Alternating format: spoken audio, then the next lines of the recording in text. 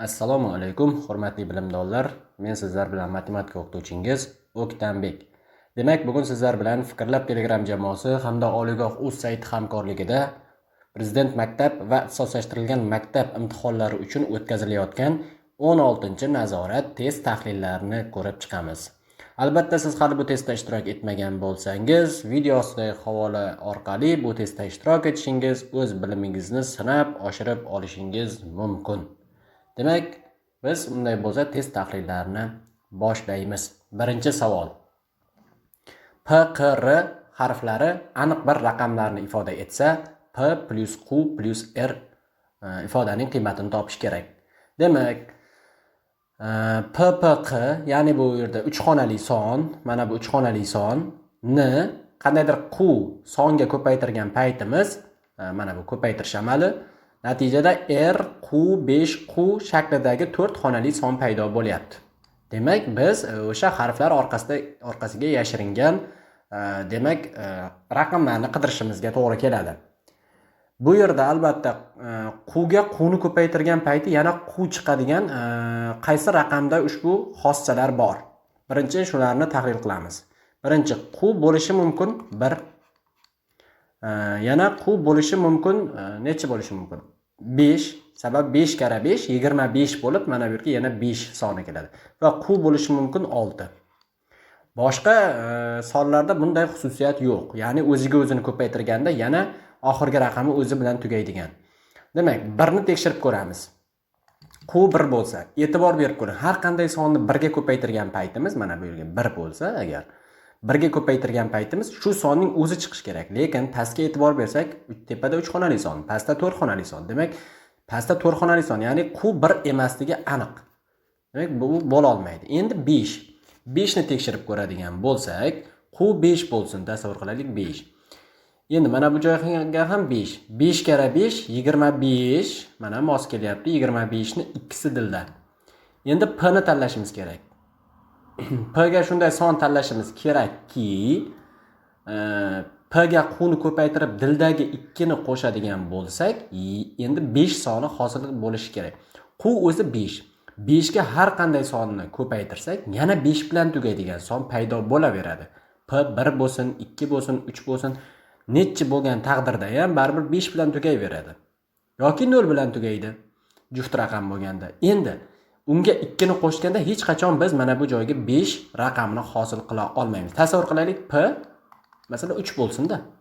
Mana bu 3 bo'lsin. 3 kara 5 15. 15 ni 15 dildagi 2 bilan 17 bo'lib, mana bu 5 7 ga mos kelish kerak. Demak, bu to'g'ri kelmaydi umuman aytganda. Xo'p. Demak, bu endi nima bo'ldi? Bundan xulosa endi P, to есть Q 5 ham bo'la olmaydi. Endi 5 bo'la olmasa, endi 6 ni tekshirib ko'rishimiz kerak. 6. Mana bu Q ni qiymati 6. Demak, mana bu ham 6. 6 kara 6 36. Mana Q ni mana 6 mos kelyapti. 36 ni 3 dilda. Endi P ni shunday tanlashimiz kerak. 6 ga nechidir raqamni ko'paytirganda dildagi 3 bilan 5 ni berish kerak. Demak, P o'z-o'zidan 7 ligi ko'rinib turibdi. 6 kara 7 42. 42 ni ikkisi dildagi 3 bilan 45 ni 5i 4 dilda bo'ladi. Endi mana bu P 7 ligidan mana bu 7. 7 kara 6 42, dildagi 4 bilan 46 bo'lyapti. 46. Demak, umuman aytganda P, Q degan sonimiz bu 776 ga Q'yimiz 6 ga mos ekan. Buni ko'paytiradigan bo'lsak, 6 kara 6 36 ni 3 dilda, 42 dildagi 3 bilan 45 ni 4 dilda, 42 dildagi 1 bilan 46. E'tibor berib ko'ring. Mana R 4 ga mos, Q 6 ga mos va P 7 ga mos. Demak, bularni yig'indisi 17 ga teng bo'ladi. Demak, anchagina murakkab va mantiqiy masala ekan. Demak, keyingi savol tahliliga o'tamiz. Ikkinchi savol. Bo'ylari turlicha bo'lgan 3 ta sinfdosh bor. Akmal A, Bobur B, Sarvar S. Demak, Akmal eng qisqasi emas. Bobur eng baland hisoblanadi, Sarvar eng baland emas. Yuqoridagi mulohazalar asosida sinfdoshlarning bo'ylari eng qisqasidan eng balandligicha tartiblangan javobni toping. Bobur eng baland deyapti. Demak, birinchi o'rinda albatta Bobur. Undan kichigini topamiz. Sarvar eng baland emas, Akmal eng qisqa emas. Akmal eng qisqa emas. Bu degani Akmal oxirgi o'rinda emas. Demak, Akmal aniq o'rtada. Va undan Sarvar eng baland emas, demak, Sarvar eng qisqasi bo'lishi ham mumkin. Aynan shu qator, demak, B variantda bor. Demak, to'g'ri javob B. Uchinchi savol. Rasmda quti va g'ishtlar ko'rsatilgan. G'ishtlarning kamidan nechtasini joyidan siljish orqali qutiga yana bitta yangi g'isht qo'shish mumkin? E'tibor beradigan bo'lsak, bu yerda mana shu g'ishtlarni kam miqdorda joyidan siljitib, demak, biror yangi g'isht qo'shishimiz kerak. Buni qilishimiz uchun e'tibor bering. Mana bu g'ishtni bu tomonga suramiz, orqaga. Mana, orqaga surgan paytimiz bu mana bu joyga taqaladi, mana bu joyga to'ldiradi va natijada mana bu g'ishtga tomon bitta oldinga yo'l ochiladi mana. Bu g'ishtni tepaga suramiz.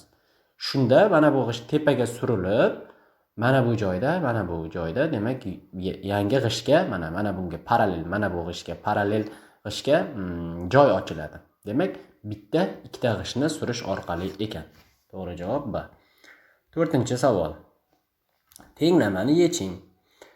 Bunday tenglamani yechish uchun avvaliga dastavval mana bu mayda-mayda hisob-kitoblarni bajarib olamiz. Demak, keling yechib ko'rsataman. X - 28 bo'lingan 4 bo'lu 6 plus 56 dan 9 ni ayiramiz. E'tibor bering, mana birinchi hisob-kitobni bajaramiz.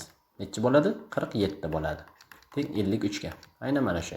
Endi mana bu plus 47 ni bu tomonga ayruv qilib o'tkazamiz. X - 28 bo'lu 4 bo'lu 6 teng bo'ladi. 53 dan 47 ni ayiradigan bo'lsak, natija 6 ga teng bo'ladi. Endi qavs tashqarisidagi bo'lu 6 ni bu tomonga ko'paytiruv qilib o'tkazamiz. X minus. Mana buni ham birdaniga bo'lib yozib qo'yay. Sababi birinchi bo'lish amali bajariladi. Teng 6 kare 6 36 bo'ladi bu tomonda. X barobar -7 bu tomonga qo'shib o'tadi. Javob 43. Demak, to'g'ri javob B varianti. Keyingisi 5-savol. Ushbu savollardan quyidagi katakchalarga joylashtirgandan keyin so'roq belgisi o'rnidagi mos sonni toping. Demak, mana bu o'sish tartibida, aniqroq kamayish tartibida joylab chiqish kerak ekan. Mana bu joyga eng kattasini yozamiz. Demak, eng katta. Buni hisoblash uchun mana 15, 15, 15, 15, 15. Hammasini ikkita boshdagi ikkita xonasi 15 ekan. Keyingilarni taqqoslaymiz. 5, 5, 1, 2, 2. Demak, aniq mana bu ikkisidan bittasi katta. Demak, endi mana buni o'qiymiz. 2, 1. Demak, aniq 15522 mana bu joyga yoziladi. 15522. Mana buni chizamiz. Undan keyingisi mana bu hududga.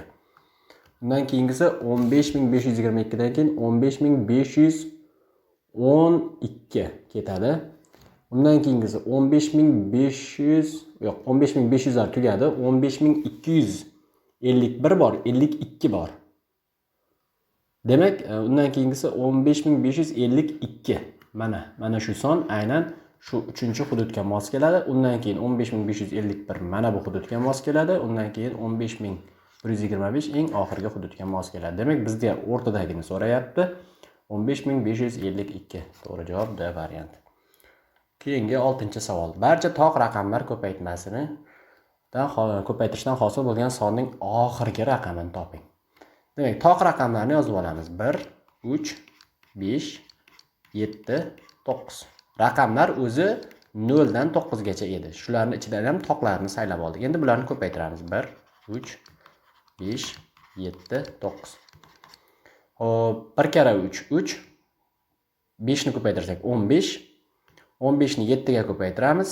Mana 15 kare 7 ko'paytiruv yana 9. 15 kare 7 35 ni 3 dilda 105 bo'ladi. 105 ni ham 9 ga ko'paytiradigan bo'lsak, bu joyga 9 yozamiz. 5 kare 9 45 ni 4 dilda. Buni oxirigacha ko'paytirib o'tirishimiz shart emas. Sababi bizdan oxirgi raqamni so'rayapti. Oxirgi raqami demak 5 ekan. Qoida qilib yodlab qo'ysangiz ham bo'ladi. Barcha toq raqamlar ko'paytmasi 5 bilan tugar ekan. 7-savol. Bu ham ancha qiziqarli savollardan biri. Quyidagi rasmda 3-tarozi muvozanatda turishi uchun so'roq belgisi o'rniga qaysi shakllarni joylashtirish kerak? Birinchi taroziga e'tibor bering. Qizil aylana, romb, mana bu shaklda nomi romb. Mana bu tomonda ham bitta romb bor. Rombga romb mos. Demak, buni olib tashlasak ham tarozi pallasi o'zgarmaydi. Endi bitta kvadrat va bitta to'g'ri to'rtburchak shakli bor, mana ustun. E'tibor bering, ikkinchi tarozida bitta kvadrat, ikkita ustunga mos. Demak, men mana bu birinchi tarozidagi kvadratni olib tashlab, uni o'rniga ikkita ustun qo'ysam ham, mana bu ikkita ustunni olib kelib qo'ysam ham, tarozi muvozanati buzilmaydi. Uchinchi taroziga e'tibor bersam, o'zi bitta aylana nechta nimaga mos demoqchida so'roq belgisi o'rniga. Demak, 3 ta ustunga mos. To'g'ri javob D varianti. Keyingi 8-savol. Qutida 30 ta shaftoli bor edi. Demak, mana quti 30 ta shaftoli bor ekan. Nargiza o'ziga bir nechta shaftoli oldi. Demak, Nargiza ismli qizimiz bor. Durdona ismli qizimiz ham bor ekan. Nargizaga qaraganda 2 marta ko'p shaftoli oldi. Salima esa Durdona va Nargiza birgalikda qancha shaftoli olgan bo'lsa shuncha. Demak, Salima ismli qiz ham bor ekan. Qancha olgan bo'lsa shuncha oldi. Nargiza qutidan nechta? Keling, o'ziga bir nechta degandan keyin, demak, x deb o'ylaymiz. Noma'lum. Durdona Nargizaga qaraganda 2 marta ko'p. 2 marta ko'p 2x da, demak, 2 ga ko'paytiramiz x ni. Salima, Durdona va Nargiza birgalikda qancha olgan bo'lsa, Nargiza x oldi, Durdona 2x oldi, birgalikda 3x oldi. Ana. Demak, qisqa shart tuzdik. Demak, hamma qutidagi hamma 30 ta nimani oldi bular? Shaftolini oldi. Demak, uchalasini qo'shsak 30 ga teng bo'lishi kerak. X qo'shilgan 2 kara x qo'shilgan 3 kara x barobar 30. Buni qo'shadigan bo'lsak, x ga 2x ni qo'shsak 3x, 3x ga 3x 6x. 6 kara x teng 30 ga. Bu oddiy hisob kitob tenglama x barobar 5 chiqadi. Demak 5. Bizdan Nargiza qutidan nechta? Nargiza o'zi x ta olgandi, ya'ni 5 ta olgan ekan. To'g'ri javob C varianti. 9-savol. Hisoblang. Demak, keling, men sizga buni hisob-kitob qilib vaqt ketkazib o'tirmayman. Birinchi sizga ish tartibini belgilab beray. Shundan keyin o'zingiz hisob-kitob qilib olaverasiz. Mana bu birinchi ish bo'ladi. Birinchi ko'paytirib olamiz. Undan keyin buni ko'paytirib yozib turamiz. Mana bu yerga 1 plyus deb turaman. Endi ikkinchi ish mana bu qavs ichidagini ko'paytirib olamiz. Uchinchi ish 2022 dan ayiramiz bu yoqda ko'paytmani. To'rtinchi ish mana bu qavs tashqarisidagi 2 ni bo'lamiz. Eslab qolyapsiz-a? Yoki rasmga tushirib oling yoki videoni to'xtatib o'zingiz mana shu ishni ketma-ket bajarib ko'ring. Endi bu yerda hisob-kitoblar bo'lindi. 4-ish ham tugadi. 5-ish mana bu chiqqan sonni qo'shib yuboramiz. Birinchi ishgadan chiqqanga mana bu qavslardan chiqqan natijani qo'shamiz, 5-ish bo'ladi. Endi 6-ish mana buni bo'lamiz. Mana bu ikkita sonni bir-biriga bo'lamiz. 7-ish endi 5-ishdan chiqqan natijaga qo'shib yuboramiz mana. Ko'ryapsizmi? Ketma-ket bajarib kelyapman. Endi 7-ish ham ketdi. 8-ish qavs ichini qo'shamiz. 9-ish qavsdan chiqqan sonni bo'lamiz 9 ga. 10-ish, demak, bu yoqdan 7 ta ishdan, 7-ishdan chiqqan natijadan ayirib yuboramiz bu yoqda 8 va 9-ishlardan chiqqan natijani. Demak, jami bu yerda 10 ta amal bajarishimiz kerak ekan. 10 ta ish bajaramiz va natijaga ega bo'lamiz. Hisob-kitob qiladigan bo'lsangiz, sizda 11073 degan javob chiqadi. Hisob-kitoblarni to'g'ri bajarsangiz. Demak, 10-savol. Nodir bozordan faqat kilogrammi 4 dollarlik va 5 dollarlik qulupnay xarid qilmoqchi. Yaxshi.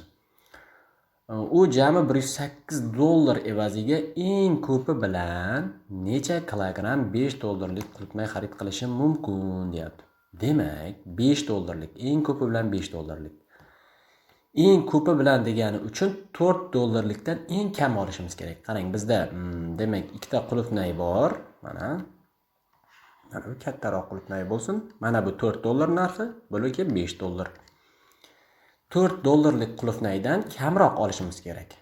Sababi 5 dollarlikdan eng ko'p olishimiz kerak. Demak, ikkalasidan jami 108 dollarlik olmoqchiman. 108 dollarlik. 4 dollarlikdan tasavvur qilaylik 1 kilo yoki boring yana 2 kilo olishimiz mumkin. Va qolgani albatta 5 kilogalikdan bo'ladi shunda. 1 kilo olib ko'ray. Qarang. 4 dollarlikning 1 kilosi 4 dollar bo'ladi. Demak, 108 dollardan 4 dollarni ayiraman. Natijada 104 dollar bo'ladi. Bu qarang, bu nimaga mos emas. Xo'sh, 5 ga karrali son emas. Sababi ikkinchi qulupnayim 5 dollarlik-ku. Shu sababli 5 ga karrali son paydo bo'lmadi bu yerda. Shuning uchun 1 kilo emas, 1 kilodan ko'proq olishim kerak. 2 kilo olib ko'raman. 4 dollarlikdan 2 kilo oladigan bo'lsam, jami 8 dollar bo'ladi. Endi 108 dan jami puldan 8 dollarini oldim. 4 dollarlikdan 2 kilo qilib 100 dollar pulim bor meni. Ana endi 100 5 ga karrali bo'lgani uchun 100 ni 5 ga bo'lamiz. Demak 20 kilogramm, demak 5 dollarlik qulupnay olsam bo'lar ekan. Demak to'g'ri javob B variant.